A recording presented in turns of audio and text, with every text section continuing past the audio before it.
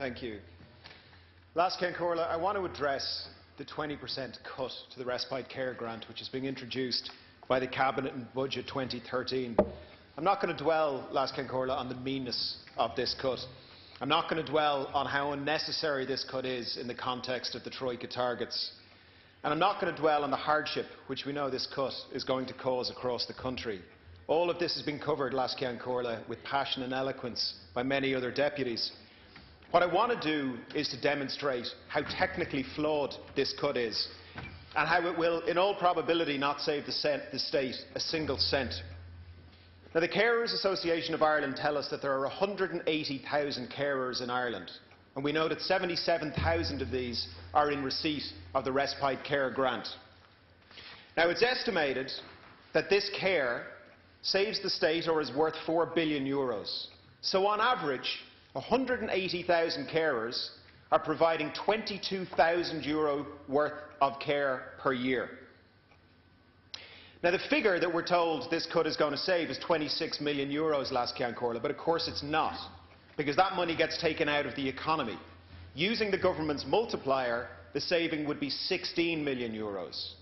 But of course that's not where this ends, because whilst many carers will continue to provide the level of care that they provide, regardless of the cut, some will not be able to do so. Some won't be able to provide the €22,000 worth of care which they currently provide. So here's the maths.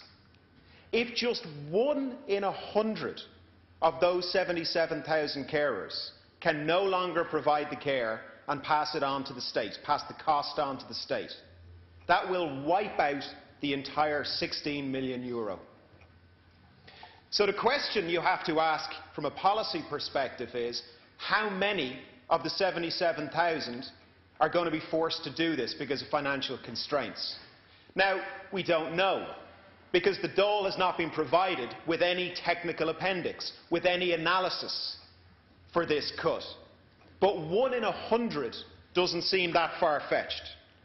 So, Last Corla, if this happens, if 1 in 100 of the carers can no longer provide that care, the Cabinet will in fact have achieved 3 things. They won't have saved a penny.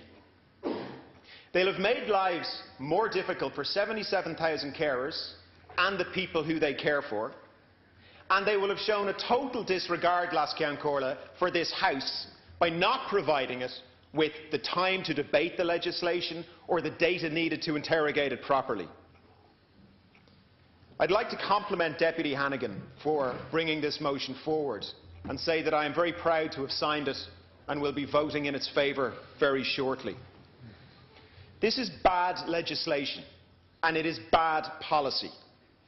I believe it goes against our values as a society. 2 days after the budget announcement, I was knocking on doors in Wicklow.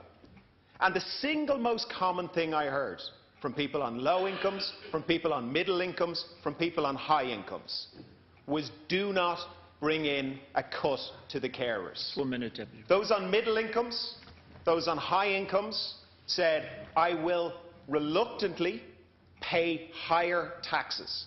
But if the choice is tax me or cut the carers, tax me. And those on lower incomes said, we'll pay the tax if we can, or let's find other ways to do this. But do not bring in this cut of €26 million. So what do we know? We know without a shadow of a doubt that this is going to cause hardship across the country. And we know without a shadow of a doubt that it is mean-spirited and financially unnecessary. What we don't know is if it's going to save the state a single cent. This cut, Last Corla, should be reversed.